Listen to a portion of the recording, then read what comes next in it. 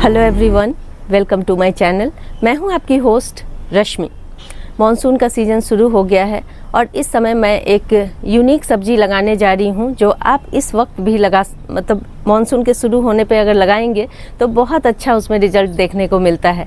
कैसे लगाएंगे, क्या मिट्टी तैयार करेंगे, आज हम जानेंगे। चलिए चलते हैं हमारी वीडियो में। एक ऐसी सब्जी आज मैं लगाने जा रही हूँ जो ज़मीन के नीचे उगती है और ये खाने में बहुत बढ़िया होती हैं। और इसकी ख़ास बात ये है कि इसके पत्ते भी खाए जाते हैं और इसकी गांठें भी खाई जाती हैं। जो इसके रूट होते हैं वो भी खाए जाते हैं। हालांकि थोड़ा टाइम लगता है इनको बनने में, लेकिन इन गांठों को बनने में करीब 7 से 8 महीने लग जाते हैं, लेकिन आप कंटिन्यूअस इसके पत्तों की हार्वेस्टिंग कर सकते हैं।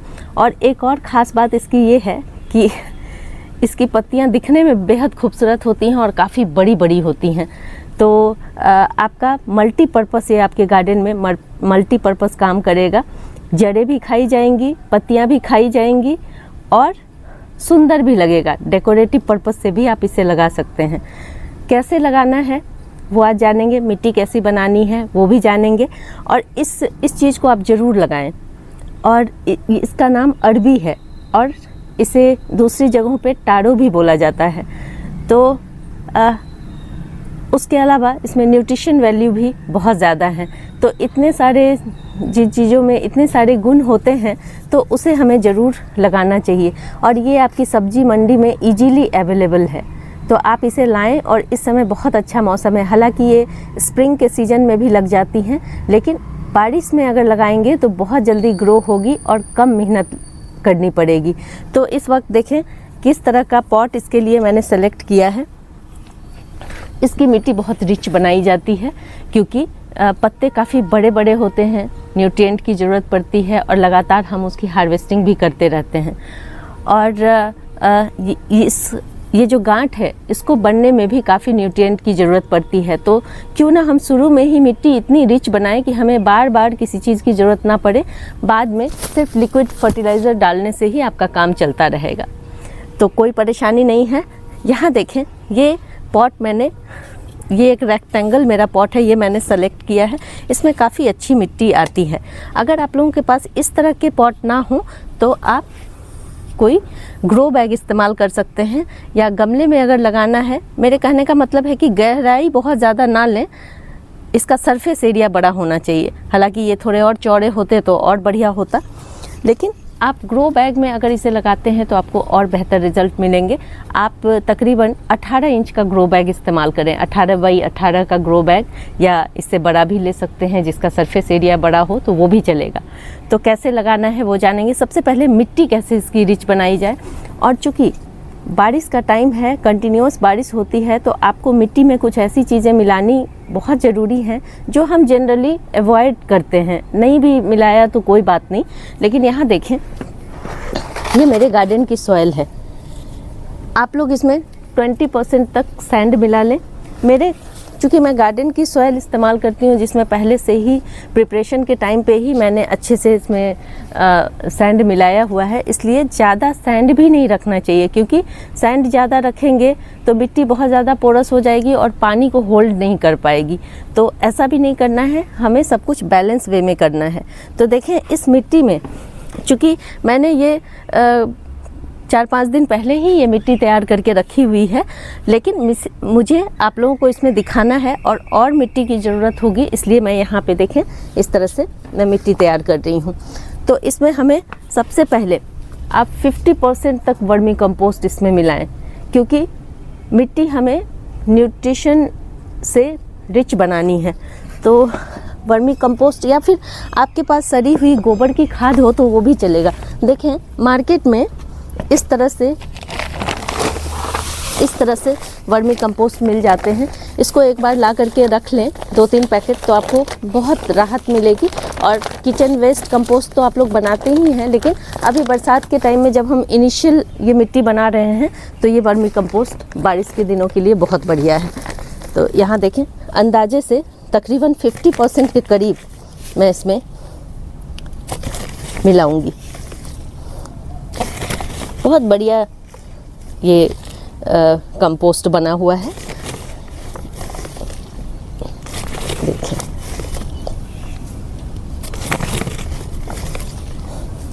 बढ़िया। इसमें नीम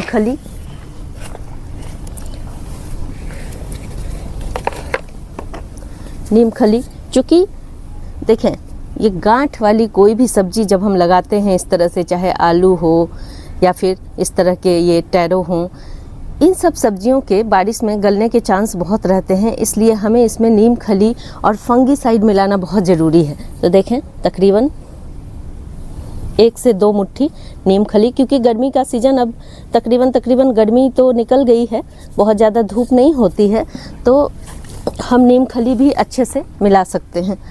और इसके बाद हम 5 से 10 ग्राम फंगीसाइड मिलाएंगे इसमें। ये देखें कुछ ग्रीन कलर का, मैं अक्सर साफ़ फंगीसाइड यूज़ करती हूँ। तो देखें ज़्यादा नहीं डालना है हमें, 5 से 10 ग्राम सफिशिएंट है बस। इससे आपके जो रूट हैं वो ख़राब नहीं होंगे, रूट रॉट नहीं होगा। इस तरह से हमने मिला लिया है। और इसमें आप चाहें तो कैल्शियम के लिए बोन मील मिला लें। मेरी इस मिट्टी में बोन मील मिली हुई है, इसलिए एक्स्ट्रा भी चीज़ें नहीं मिलानी चाहिए जिससे कि हमारा उसके कुछ और ही साइड इफ़ेक्ट होने लगते हैं। इसलिए बोन मील, आपको अगर बोन मील या रॉक फास्फेट डालना है तो आप 1 मुट्ठी के करीब इसमें मिला दें।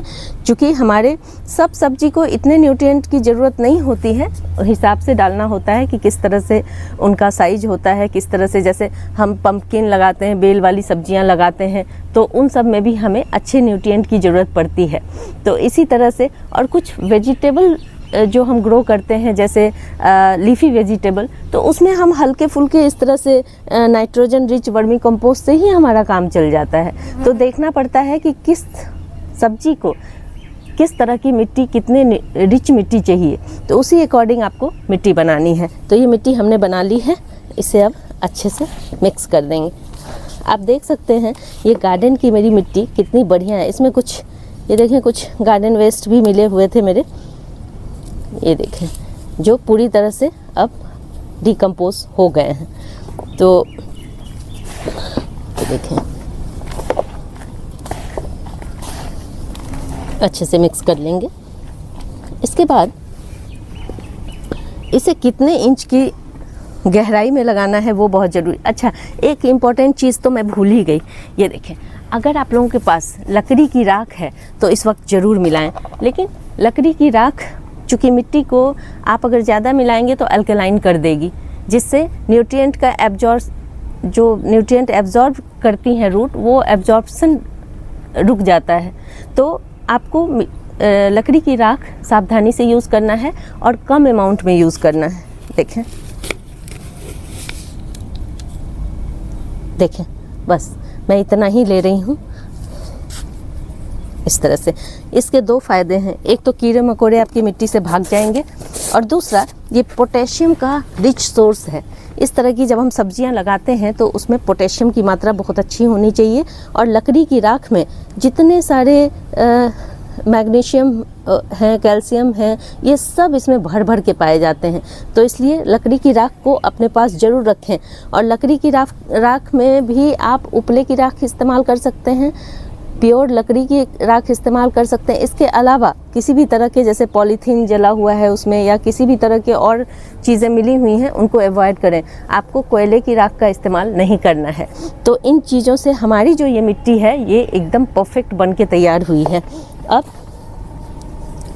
अब देखें, अब इसको कितने डेप्थ में लगाना है वो देखेंगे।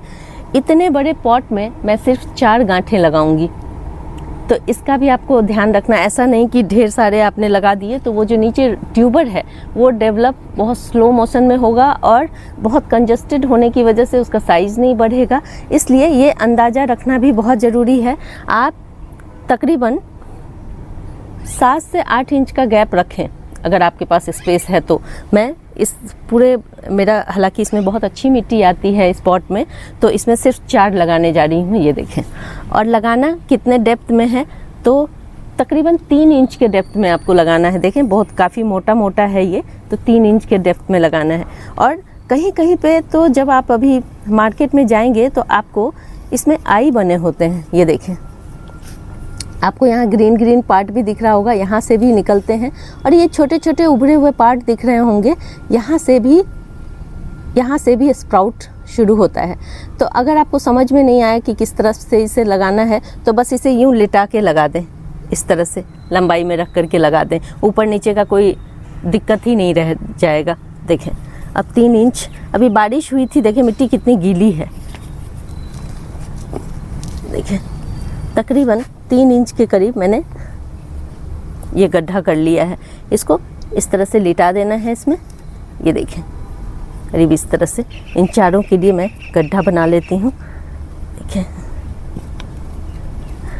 मिट्टी काफ़ी भुरभुरी है हाथों से ही। देखिए इस तरह से लिटा के रख दिया हमने।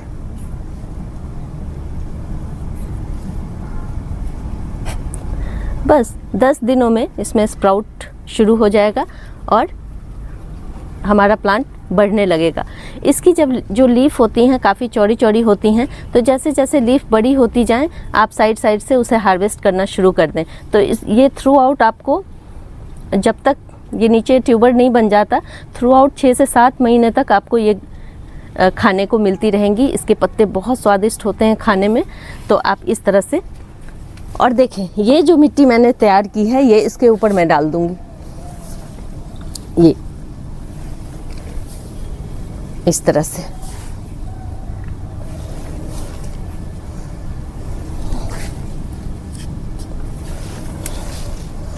ये भुरभुरी मिट्टी है। जब स्प्राउट निकलता है तो काफ़ी स्ट्रांग निकलता है, इसलिए आपको ये चिंता करने की ज़रूरत नहीं है कि हमने 2-3 इंच डेप्थ में लगाया है तो पता नहीं वो निकलेगा कि नहीं। बहुत आराम से निकल जाएगा। और यहाँ आप देख सकते हैं कुछ सीड भी उगे हुए हैं, शायद ये तरबूज के सीड हैं जो मैंने लगाया हुआ था। ये देखें 2-3 सीड है। इसे मैं चलने दूंगी इसी में और बाद में इसे ट्रांसप्लांट कर दूंगी, क्योंकि अभी ये इतने छोटे हैं कि ट्रांसप्लांट करने के लायक नहीं है। इतने छोटे प्लांट को बिल्कुल छेड़छाड़ नहीं करनी चाहिए। यहाँ देखें कि ये भी उगा हुआ है। यहाँ एक सदाबहार भी है, इसको बाद में मैं निकाल लूँगी, इसको भी कहीं लगा दूँगी। तो इस तरह से पहले से मिट्टी बनी रहती है तो वो और बेहतरीन काम करती है। आप उसमें पानी डालते रहें और कुछ दिन बाद अपने पॉट को रेडी करने के बाद आप इस तरह से लगा सकते हैं। तो देखें किस तरह से मैंने अपने इस कंटेनर को तैयार कर दिया है। और जब इसमें स्प्राउटिंग होगी तो स्टेज बाय स्टेज मैं आप लोगों को ज़रूर दिखाऊंगी। पानी आपने देखा मिट्टी नीचे बहुत गीली थी, अभी बादल भी छाया हुआ है। मैं इसमें वाटरिंग नहीं करूँगी, क्योंकि इसमें बस आपको सिर्फ एक बात का ध्यान रखना है कि मिट्टी तो हमने अच्छी बना ली, सारे न्यूट्रिएंट भी डाल दिए, पानी का आपको ध्यान रखना है। नीचे बहुत सारे होल हैं इसमें, तो जिस भी कंटेनर में आप बारिश के टाइम में पौधा लगा रहे हैं उसमें अगर आपको नीचे दिक्कत हो रही है तो साइड में भी 2-3 होल कर दें। अगर इस तरह की सब्जियां लगाते हैं तो ये एक बहुत बड़ा रूल है, क्योंकि पानी लगने के कारण ही ज़्यादातर जो ये गांठें हैं वो गल जाती हैं। और दूसरी इम्पॉर्टेंट चीज़ है, नीम की खली ज़रूर मिलाना है और फंगीसाइड ज़रूर मिलाना है। और फिर आप देखेंगे कि आप बहुत अच्छा टारो उगा पाएंगे। और आप ये स्प्रिंग में भी कोशिश कर सकते हैं, स्प्रिंग में भी बहुत अच्छा ये उग जाता है। लेकिन इस समय जो इसकी पत्तियां होती हैं काफ़ी बिग साइज़ की होती हैं, तो इस समय ये एकदम राइट टाइम है कि आप मार्केट से जाएं, इजीली अवेलेबल है, और इस तरह से उगाएं। अगर आप लोगों को मेरी ये वीडियो पसंद आती है तो प्लीज़ इसे लाइक, शेयर एंड सब्सक्राइब करना ना भूलें। बेल बटन को ज़रूर दबाएं। Live nature, love nature. Thank you.